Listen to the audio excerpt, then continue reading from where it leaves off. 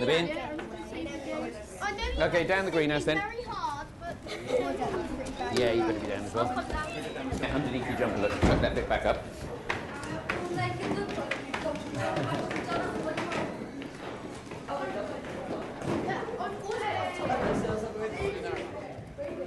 And we're in. But you're trying to just get the end of your matchstick on, just there. That's it. It looks pretty well stuck. Oh, no, oh, there's something in your finger instead. There we are. That bit you don't want, that's the pollen cap. We've got to get this back onto the matchstick. I've got it hopelessly confused, yeah. My life is orchids and my job is orchids. There's lots of other things that happen around it as well, but yeah, it's a full-time thing. And I think that's very rewarding. This is Brazil, Brazil not frozen. Brazil not frozen. Oh, look at that! Look at the stripes on that lip. But what does it mean if it's like a hairy fan? It's a good question, really. Yeah, that's the pollen cap. Okay, yeah, we'll get out of this end so you can give a good spray on the floor. So it's never hot end. Yep. So do hot end. Yep. Plants for. Oh, sir, it'd be a good demonstration.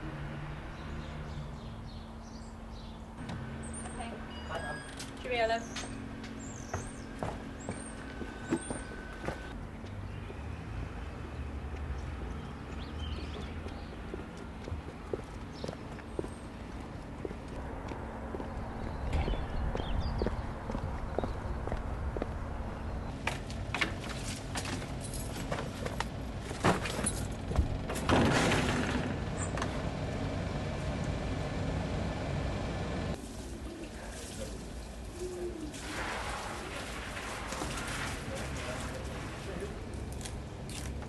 Morning.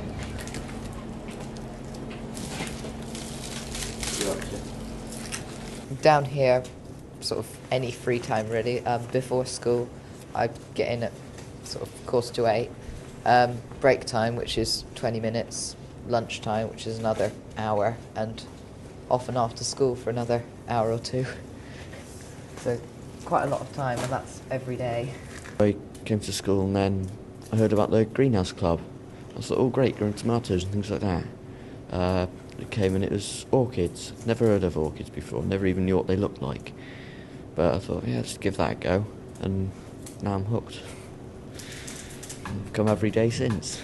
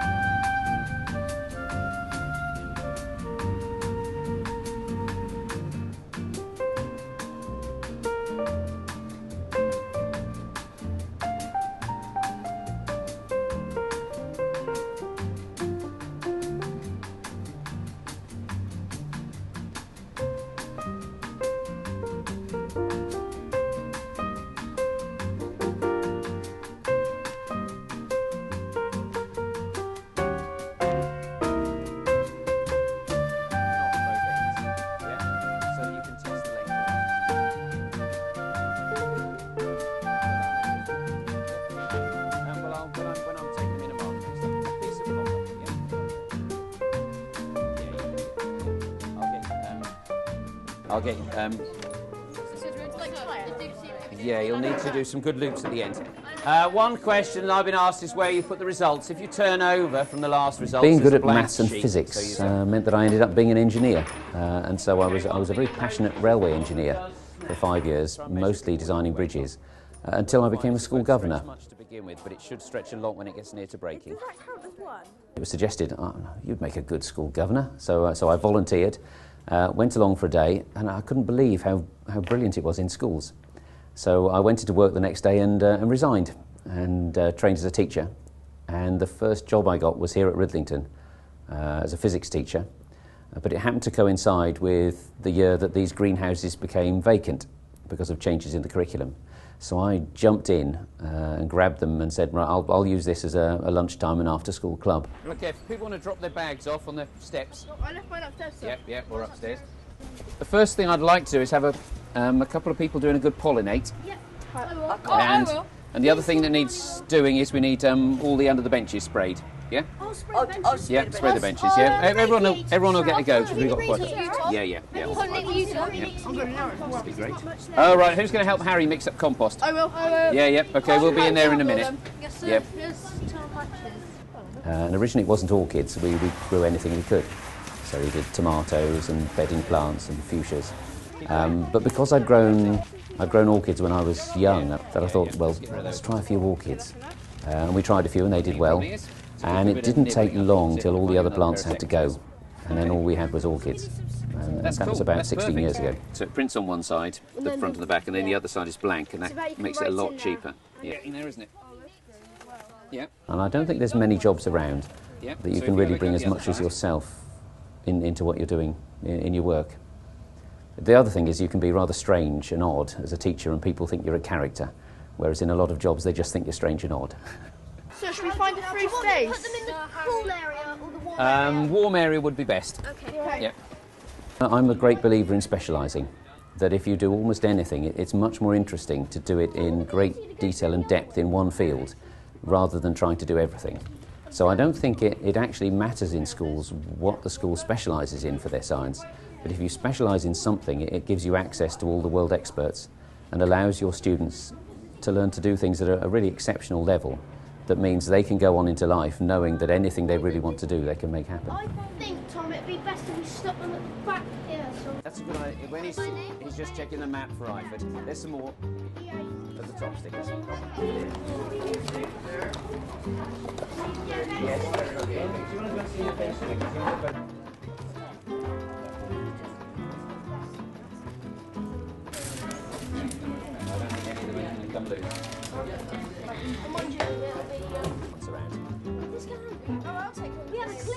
I'll take one of this. Yep. They are. They're quite impressive. This is the place that's going to get the price.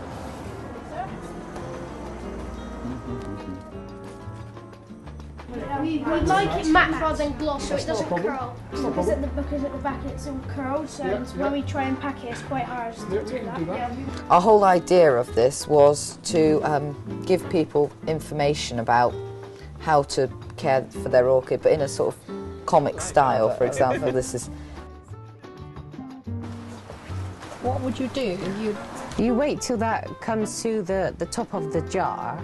Yes. Then you take it out. Until it grows right to the top. Until it goes right to the top, then you take it out and swill it off. One of the things that concerns me about school is we do a lot of activities with students which are pretend. So we set them assignments that nobody will ever really look at. We get them to do experiments, and then we take the experiment in, we put it in a box, and we get somebody else to do the same experiment the year after. Now, I think that's got its place, but there's nothing quite as good as real life, because if you're looking at real challenges, then you never know what the next one's going to be, and you have to be much more adaptable.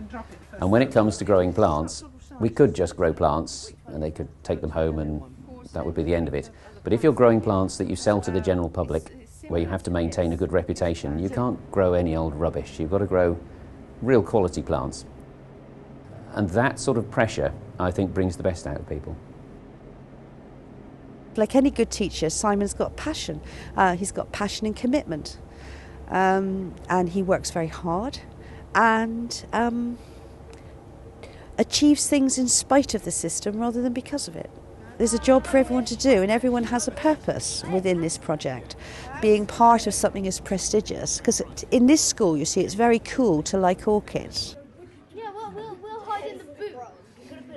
Yeah, that's right. Après-vous, madame.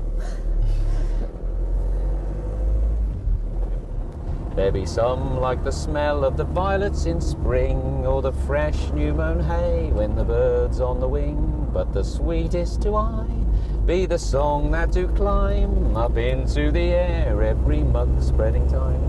It's a bit of a classic.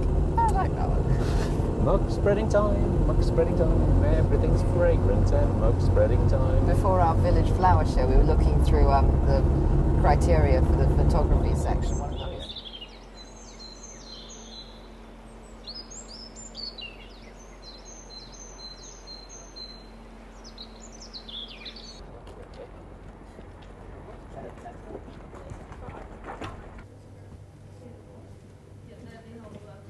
through. Let's see if we can find Grace. Hello. Nice to see you. So come on through, everybody. And these are some germinating seeds. These are Cypripediums, which is the lady slipper orchid. These are British ones. The seeds come in as pods and we clean them and we put the seeds in these little vials, and there's cotton wool in the top, so there's some air exchange between the desiccator and the vials. Laurel and Sazini are transferring some orchid protocols just there. This one's empty, but there are lots of little vials, and the vials are stored in a box, and then they're stored in here.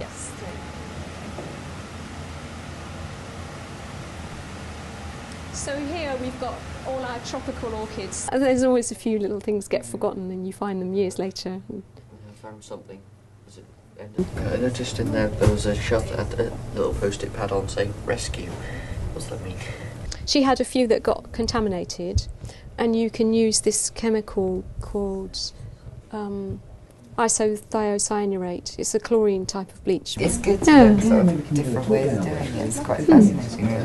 It's very unusual. It's unique as far as I know. I don't know of any other schools doing this kind of thing. Most people would learn these kind of techniques at university or perhaps in their first job after university.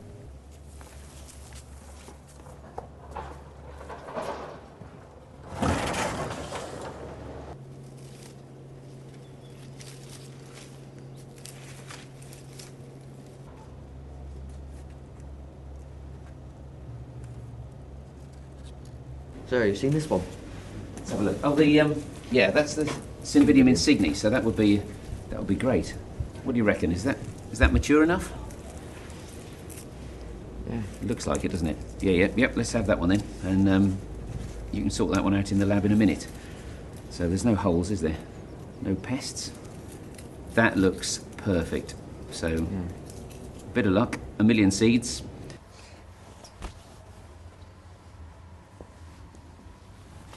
Move the gloves. Over there.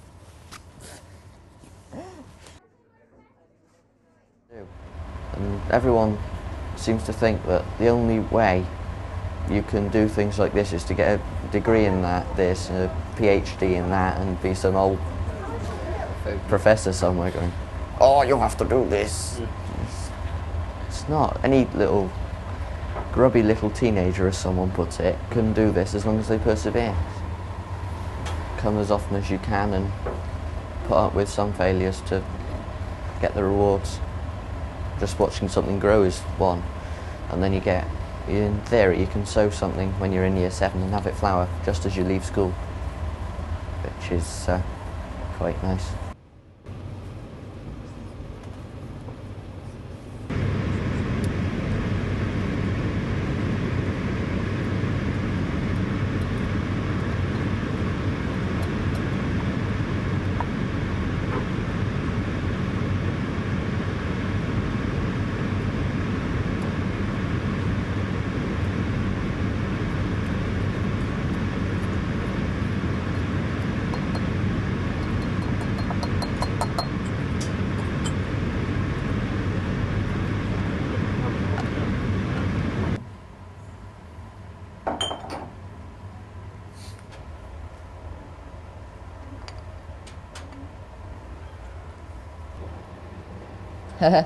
So science experiment. Which one's that one? That's a Cymbidium cochleara. This is a Cymbidium whitei. In the wild there are only a few of these left, so there's probably more in that jar than there are in the wild. Their habitat is in a place in Sikkim, and we're hoping to go out there with these when they're fully grown and give all of the farmers one of these plants and teach them how to grow it. So they'll stop going into the forests and hacking them down.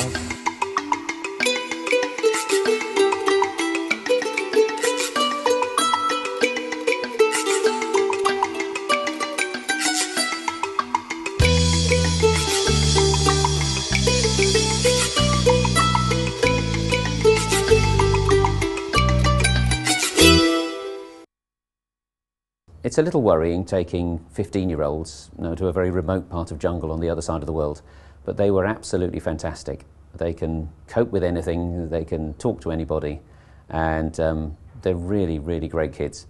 Yeah. She knows it's there. It makes more sense. Yeah, grab a seat where you're going to be excited by this picture. All the ones you want for your pictures, because I've brought all my backup. When we go to our jungles, I try and make out that they are places where a lot of scientists haven't been before, and there's lots of undiscovered things, and they're really exciting, yeah? I have the fantastic bit of proof here. This is Wednesday's edition of the Times, yeah? On Wednesday's edition of the Times, it says 21 new species found in forest that has kept its secret since the Ice Age. And they're really excited about these amazing discoveries, and one of the discoveries happens to be a snake, which is on here. As soon as I saw that, I remembered that little snake. What happened with that snake? Because you were at the front, weren't you? I walked past it, then Sue walked past it, then Callum said, oh, you walked past the snake. A poisonous snake, yeah. So it looks pretty poisonous. There's the actual picture. If you look at the one in the paper, we walked past and Ben poked a snake that was totally new to science. We were the first people to find this snake, not the people in Vietnam, but of course we didn't pickle it and send it back and give it a new name. No, I think it's kind of nice that we just saw it, gave it a poke and took a photograph and carried on. Put these in and then you have a look at Laos and see what you find there, yeah? That was the one we used. I'd get that. So we're not going to have long to look at Laos. No. You could trim around that again. Yeah. That butterfly, by the way, was about so big. Is that red one? No, it was. That's the most. Yeah. Yeah. I cost enough for printing. That was. Various 2007 is where it should be. So conservation really matters to me because I've seen a world that's changed in my lifetime. We are surrounded by a changing world, and to me some of the most precious places are the tropical forests, which, not apart from the orchids, have such an amazing diversity of all kinds of life. They also, around the forests, I've met some absolutely wonderful people.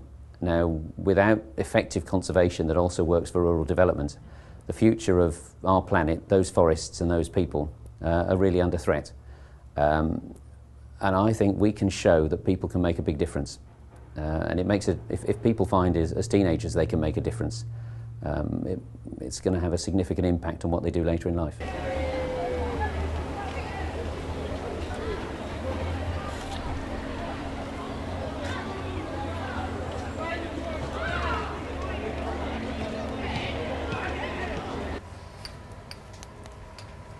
Oh, look, the chrysanthemum I sowed a few.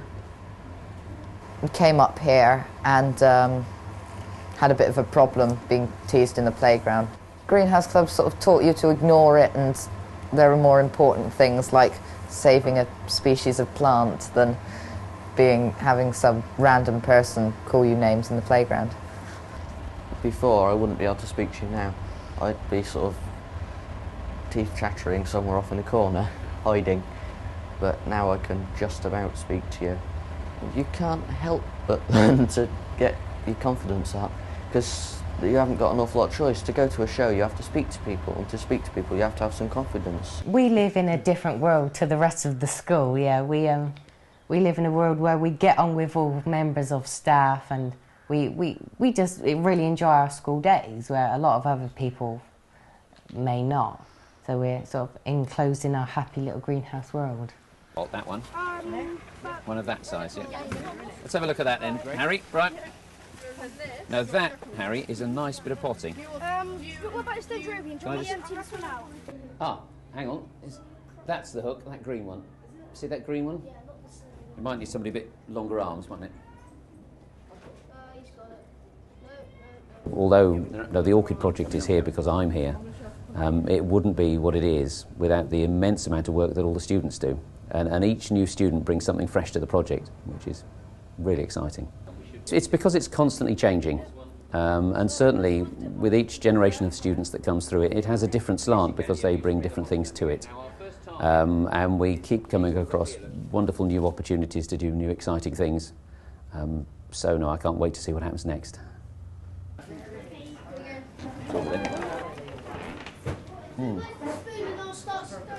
Oh yeah, you get stirring. Where's the spoon? That needs stirring, doesn't it? Where's the spoon? Where's the spoon? Spoon. Ah. Spoon. Do we? Oh, right. Here we are, let's get in and stir it then. That looks almost ready, doesn't it? So as soon as it's boiling, we can turn it off. It's already started boiling. Let's